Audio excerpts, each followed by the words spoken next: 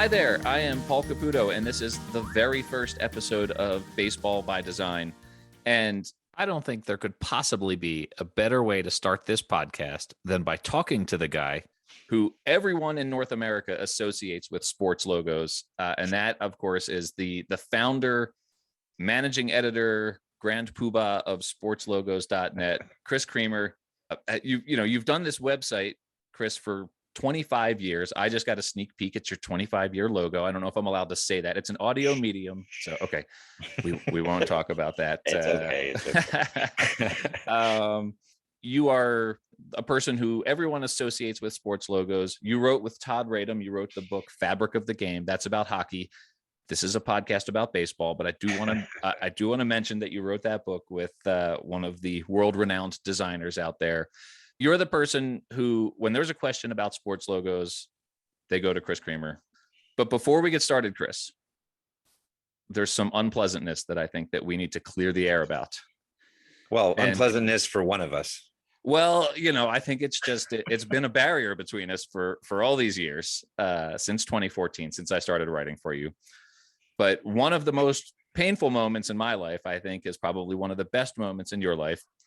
I'm a Phillies fan. You're a Blue Jays fan. And this name, Joe Carter, keeps coming up in my life. And mostly from you, actually. I think mostly Joe Carter is a point raised by Chris Creamer. So I guess I want to clear the air and tell you that I forgive you for Joe Carter ruining my life in 1993 for, several years. I will allow you to forgive me for that. I don't think you accept that at all. So, well, hey, you guys won in 2008. It's true. Yeah. Can I say, get over it? I guess it's fair. And you're not the first person to say that to me. So also, we gave you Roy Halladay. Well, I'll tell you what a treasure Roy Halladay was for Phillies fans. So thank you. Fair is fair. I think fair is fair. I wish we could have gotten Roy Halladay a World Series, but me too. I wish you guys could have gave him one too. I wish we could have given him one, but that probably would have been better for you. Yeah, would have been more ideal. Yeah. Oh man, but this obviously, like I said, you really are a celebrity in the world of sports logos. I know that you've been interviewed on television. You've been interviewed in multiple print media. And so people go to you when there is something to talk about in the world of sports logos. So I just want to start this, given that this is my first episode of Baseball by Design. I'm going to be talking to designers. I'm going to be talking to front office personnel with teams. And so I want to just get from you, since you're an experienced interviewee, what are the dumb questions that you get all the time? What are the things that you go into an interview thinking, oh God, they're going to ask me what my favorite logo is or something like that? What are the dumb questions that you get asked all the time? Well, first of all, thanks for having me as your first guest, Paul. I guess I talked a lot there. Thank you, Chris, for being here. It's the first show for you. That's okay. You get some first show nerves out of the way. That's true. Fine. Did you do your pre-show exercises? You shake the fingers a little bit, you crack the knuckles. I've seen people do these things, and I wasn't sure what I was supposed to be doing. So I actually just talked to my cat for a little while, and she's not as interested in sports logos as I am. That's how Son of Sam started his show, I think. that was the dog. I'm sorry. But yes, thanks very much for having me on here. It's an honor to be guest number one. I joined the ranks of Groucho Marx, who was Johnny Carson's first guest, and Bill Murray, who was Dave Letterman's first guest. And Magic Johnson's first guest was Mel Gibson, and that went well for both of them. Sure, everything ends great for those guys. Exactly. I end a little better than them. Well, maybe on my last podcast, you could come in and sing "Send in the Clowns." Do you want me to sit on your desk too? And, we'll see how that works. So to go back to your question, what are dumb questions I get all the time? And I mean, I don't want to use the word dumb. They're not dumb questions. People are genuinely interested. But I do get the same questions over and over again. There's only so many things you can ask a guy who writes about logos, right? Let's be honest. People ask me, what's your favorite logo all the time? The answer is always the same. It's always the Hartford Whalers. It's such a good choice. It's a baseball show, I know, but that's by far the best.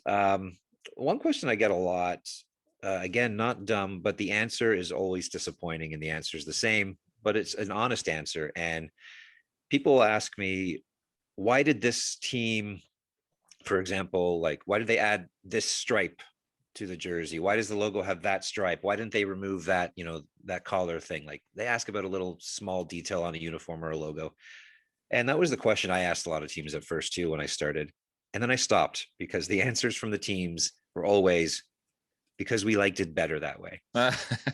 Every single time. So yeah, if you see like, oh, why is that weird stripe there? No. Sometimes it's simply they just liked it better that way. And there's no explanation. And I hate giving that answer to people because I feel like they're thinking I'm being a bit of a jerk to them with that Yeah. answer. But Yeah. it's the truth. That's what they tell me.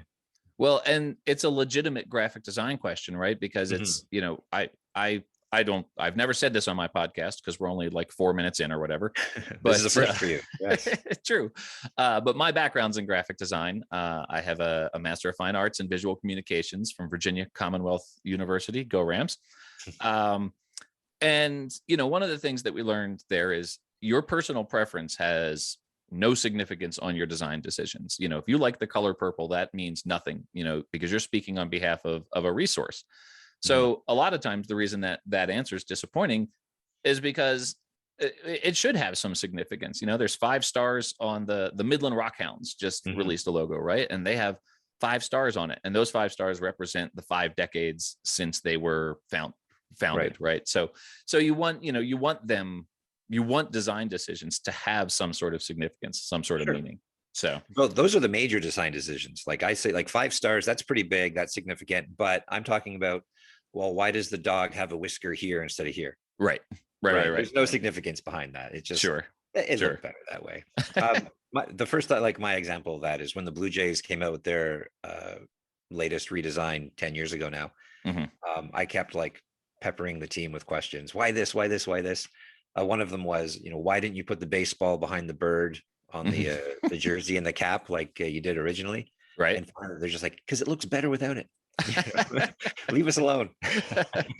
I want to get the Baltimore Orioles on the line to learn why their apostrophe in their O's logo is going the wrong direction. I really want an answer for that. Because it looks better that way? I don't know. Does it? Now I got to go back and look at it.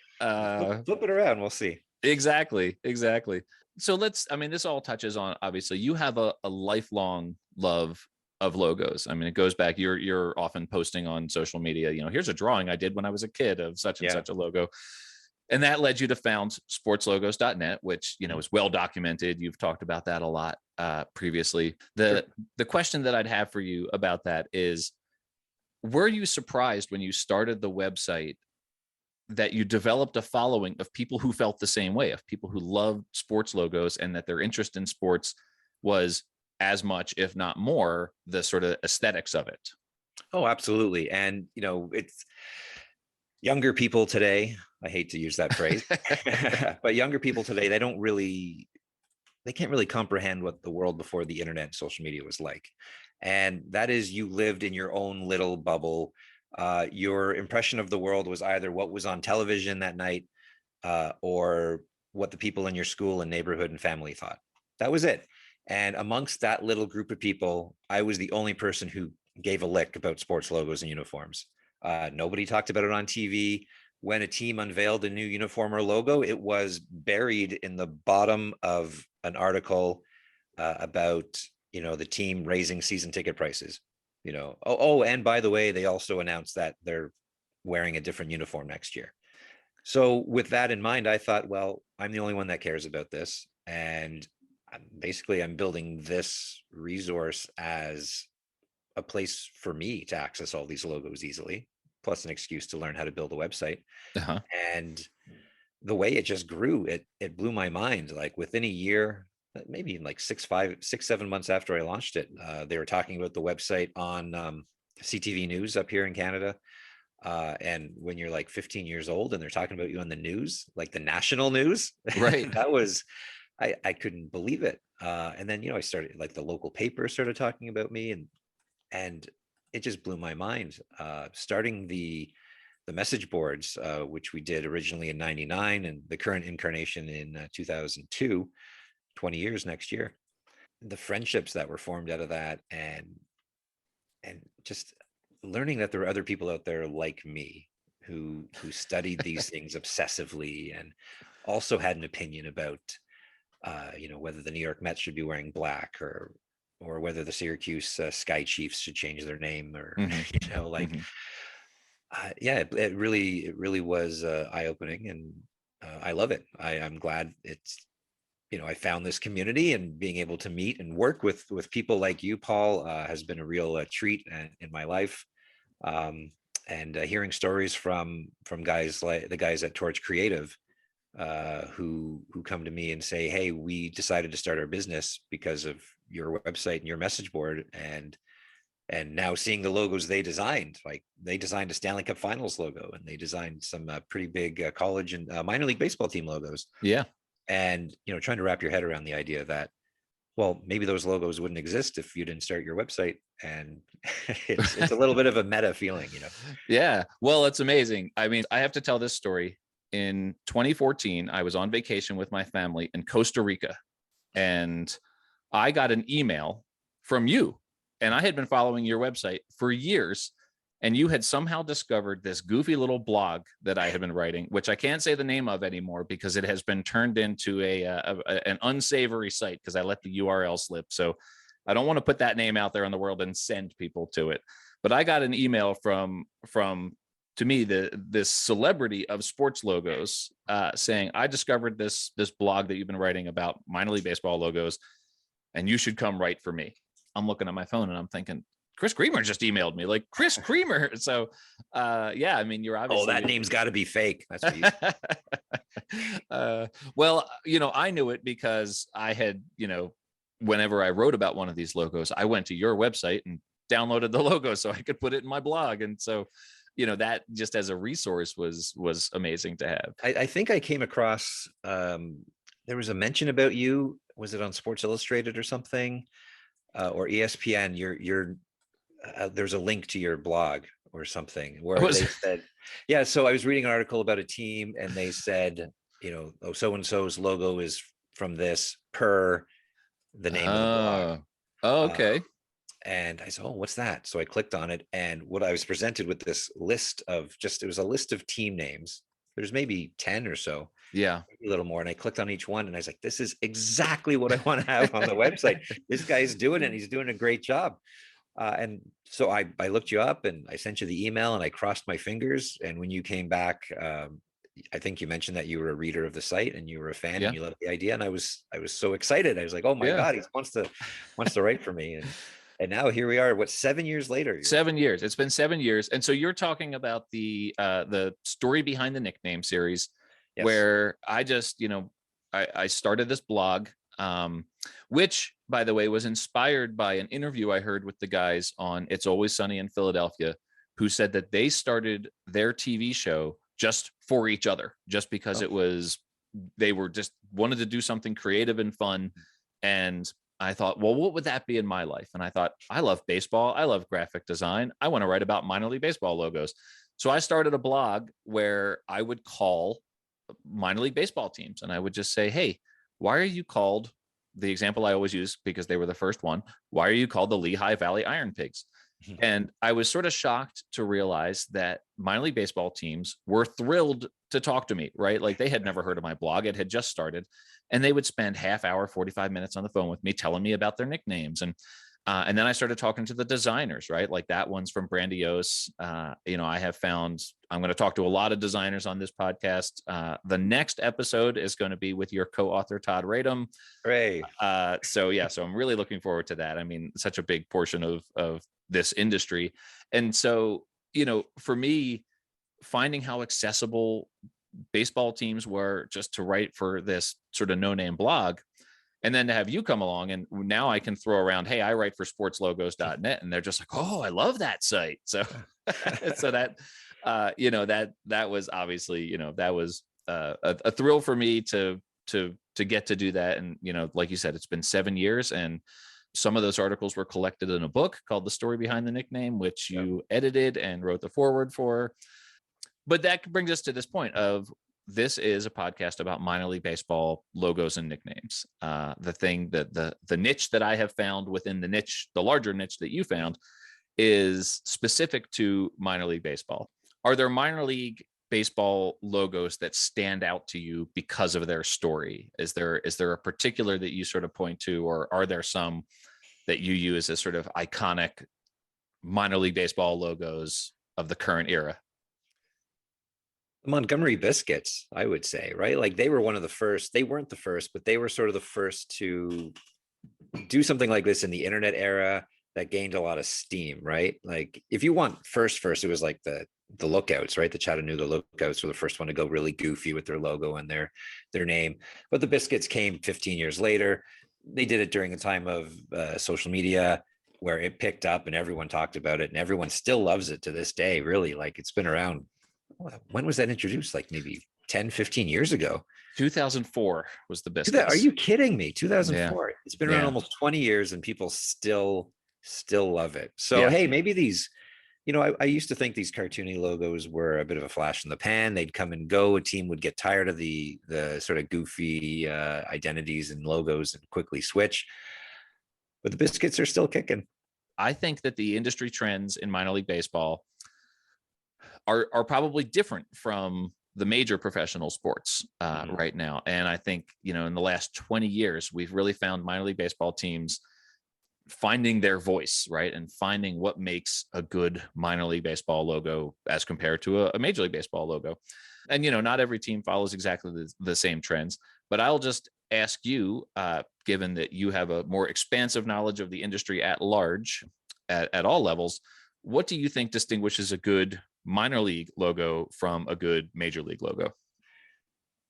Well, minor league baseball has a different audience, right? And they have a different goal in mind. Major league baseball can draw off of star power. They have, they're on the national news programs every night. Everyone knows all the players. There's no mystery there. Your favorite Major League Baseball team is probably the same team that your parents grew up cheering for and your grandparents. And, there's a lot of deep rooted feelings and ties there, where minor league baseball, for the most part, is, they have their brand and their community and really nothing more aside from the odd rehab assignment. Right. So they got to get creative. They have to appeal to the region, the community. They have to appeal to families. They got to make kids excited to wear their brand and sort of walk around promoting the team to school and everywhere. A good minor league baseball logo versus a major league baseball logo has to be a little cartoony in a way. I mean, I don't really, after a while, the cartoony look starts to get repetitive. We've seen it. You know who I'm talking about. You'll probably talk to them in a few episodes as well. I certainly will. Yeah. Good guys, by the way. Absolutely. Our listeners know who we're talking about. Well, I mean, we could say it out loud, right? Like Grandiose has had a very specific impact on this industry, and they have a very distinctive aesthetic, and it's intentionally cartoony, and they can do the serious logo, right? Like they can do a Tulsa Drillers or a Spokane Indians. I mean, they can do it, but they have found, I don't want to say a formula because that makes it sound like just a template, but they have found, I think that Grandiose is a huge reason for, some of the changes that we've seen in minor league baseball over the 20 years. And, their work goes back. I mean, I want to, certainly before 2008, I think it was, maybe 2005, 2006. So they're, I think, responsible for a lot of the trends in minor league baseball because of the success that they've had. Minor league baseball logos were never anything anyone wanted to wear, right? Like back in the 70s, 80s, and 90s, there were the odd ones that stood out amongst the rest, but the most of them looked really amateurish. Like the owner scribbled something on a napkin and said, "Here's our logo," and some of them were laughably bad. But Grandiose, amongst a few other designers, really put minor league baseball logos on the map to the extent where they'll talk about it on SportsCenter, right? On ESPN. Absolutely. And they'll talk about it primarily because of the branding, right? Like they don't care who plays for the team. They talk about, check out this logo, check out this name. Right. And that was Brandios. Brandios sort of figured out how to do it. So, kudos Yeah, to them. But 9 times out of 10, a logo is designed by Brandios when you see it. Right. absolutely. So Absolutely. And sometimes, I mean, the sort of interesting thing that I've seen happen is you see a logo now that people say, oh, that's Brandios. And it's not Brandios, but yeah, it's someone who was certainly influenced by Brandios. yep. So They've been around a while now that they're now influencing the next generation of designers. absolutely. 100%, 100%. Good guys too, right? Like they invited me down to their studio in San Diego one time. Me and Paul Lucas were down there covering the Padres thing, and we went to their studio there. But moving back to your question, a Major League Baseball logo versus a minor league logo, a major league team can't really get away with the whole cartoony look, not to the extent of a minor league team. And we've seen it tried. Think back to the Baltimore Orioles, early 2000s, when they wore that cartoony bird on the sleeve, which would have been great for an Orioles minor league team. Sure. But it just didn't fit. It didn't look like a major league team. And I mean, I know you and I can go on and on about how the Orioles aren't actually a major league baseball team. So perhaps it was fitting, but it didn't work. And it only lasted 2 years. So, I mean, they recognized it, and maybe the players said something about it. I don't know. Could be.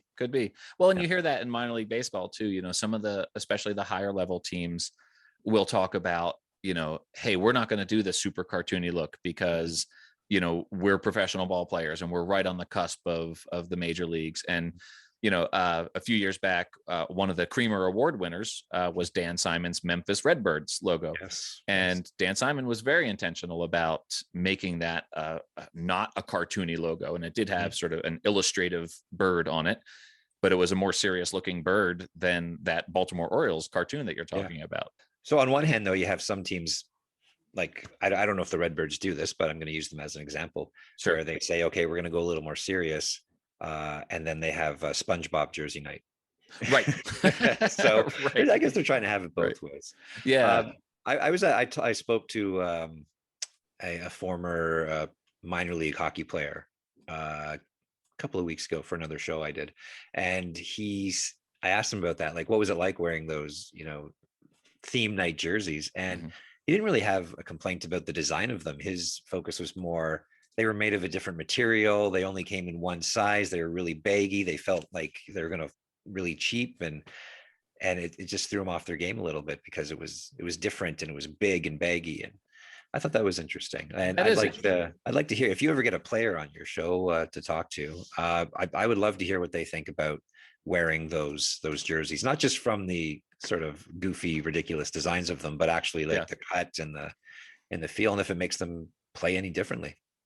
It's interesting because I have spoken to players before about their uniforms and about the looks that they have. And in fact, one of my enduring memories of writing for sportslogos.net is when you got me credentials to go to the Rockies spring training facility, which is a beautiful talking stick at Salt River Fields, beautiful spring training facility in 2017. And they had slightly shifted their shade of purple. Yes. And I got into the clubhouse, with press credentials, obviously didn't sneak in, but I got to talk to like legitimate Major League Baseball superstars. I was talking to Tulowitzki and Nolan Arenado and Carlos Gonzalez about, what do you think of this new shade of purple?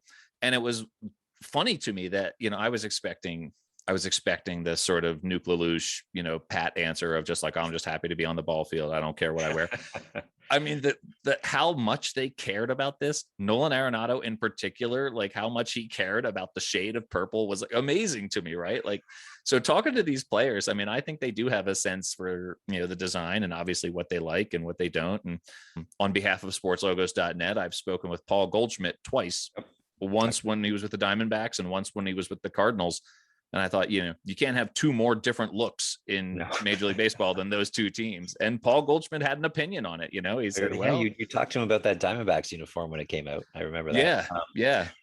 I chatted with him once when I was in Phoenix for the unveiling, and I just flat out asked him, hey, if, money was the same and you were a free agent, would you ever use uniforms as a tiebreaker to pick a new team? He's like, no. I would never do that. Well, I have to say he was awfully nice to me because I asked I started my question in the dumbest way, which was, hey, we spoke years ago about, the Diamondbacks uniform. I'm not sure if you remember that conversation. And I realized as soon as I said it, of course he doesn't remember that conversation, but he just sort of looked at me like, come on, really? But he was kind about it. And I immediately took that opportunity to move on to the question. Well, so Chris, I mean, this is obviously such a pleasure to talk to you in person. I mean, over all the years that we've known each other, most of our communication has been, through Twitter message or through just email. So to actually speak with you face to face has really been a lot of fun. I do want to just ask you before we go real quick. I just saw on social media the other day, you posted your book, The Fabric of the Game, has been out for more than a year now, and it's still topping the Amazon charts there. So that's, again, it's a hockey book. You were you worked with the NHL as a historical consultant as well. So this is, I mean, hockey's obviously near and dear to your heart. But the book, you guys sent me a copy. I have the Todd Radom and the Chris Creamer there they are, baseball cards that you sent. I particularly love that on Todd's it says favorite uniforms, and then he lists his favorite uniforms. And then on yours it says favorite uniforms, but favorites with a U. So you guys went specific to American English and the Queen's English on your baseball cards even. So, but the book's great. I mean, I have a blast reading through it. I was reading about my Flyers in it this morning. Good. Yeah. I wanted to plug that. Is there anything you wanted to add about the book that people should know? Well, if you're into sports logos and design, or even if you're just a hockey fan in general, you're going to love the book. It tells the stories behind these logos, uniforms, identities, that some of these things I'd never heard before. And, I do a lot of research on this. It's my full-time job, and I learned a lot going into it. Like the Chicago Blackhawks announced they were going to change the name to the Yankees in the 1930s. They never did. There was going to be a hockey team called the Brooklyn Dodgers in 1942, and it never happened. The Philadelphia Flyers, your team there, got their colors from the Texas Longhorns because one of the owners was an alumni of Texas. And it's just a coincidence that the previous Philadelphia NHL team wore the exact same colors. Just amazing information and stories in there that you can read over and over again. And then when you're hanging out with your buddies again, you can bring that up as a random fact and impress or annoy as you see fit. Chris, I do have an important question for you about we were talking about my Flyers. Why did they do a black stripe on the sleeve when it should have been the sort of metallic silver stripe, don't you think? Chris, I think your microphone cut out. Chris, are you? Yeah. Chris? No, the microphone didn't cut out. I fell into the trap. See? Awesome. Well, Chris, thank you so much for being the first guest on Baseball by Design. This has been a thrill for me. I honestly, we could talk about this for hours and hours and hours over a beer at a ball game, over an ice cream helmet at a ball game, which reminds me, I have to ask you this question. Your sportslogos.net logo, the logo for the website itself, which was developed by Torch Creative, will we ever see that on a little plastic baseball helmet? Oh, you show me where I can get little plastic baseball helmets manufactured and you'll get one. This is huge news. This is I feel like we just broke news on this actually here. So this is on my very first podcast, we're breaking news about and we'll bring those little helmets to a minor league ballpark and we'll have some ice cream together. Chris, thank you so much. I really appreciate it. Obviously, anyone who knows who I am already knows who you are, but just in case, sportslogos.net's the website, celebrating 25 years. Congratulations on that. And thanks for everything you've done for fans of sports logos around the world. Thanks, Paul. Congrats on the new show. And I look forward to listening to it. Can't wait to see where you take it. Thanks, Chris. Thanks.